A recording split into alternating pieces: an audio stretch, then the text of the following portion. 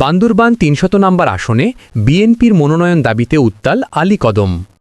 BNP Jabed Reza গ্রুপের আয়োজনে পদযাত্রা র্যালি ও সমাবেশে স্থানীয় নেতাকর্মীরা বলেন, ১৭ বছর ধরে দলের সংগঠন ধরে রেখেছেন জাবেদ রেজা।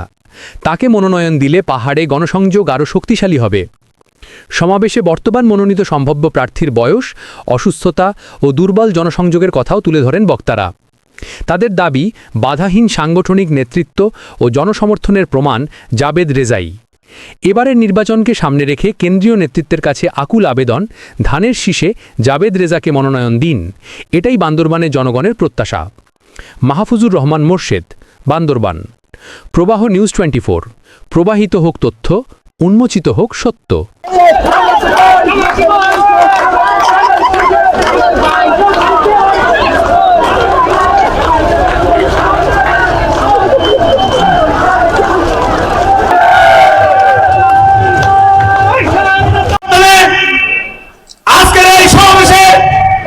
সম্মানিত উপস্থিতি, সবাইকে জানাই বাংলাদেশ জাতীয় দল বিএনপি আলী কদম উপজেলার শাখার পক্ষ থেকে হৃদয়ের বলা ভালোবাসা ও অভিনন্দন।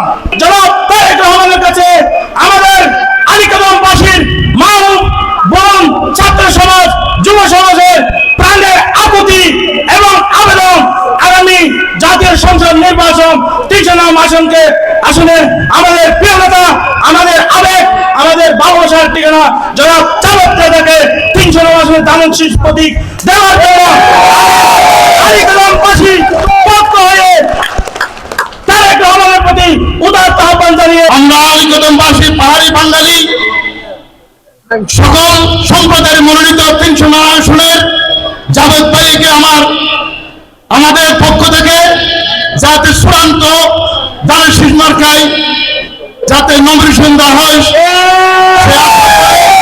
জাবেদ রেজা ভাই দিনই মানুষের সুসময়ের থেকে শুরু করে দুঃসময়ের প্রত্যেকটা মানুষের কথা ছিল।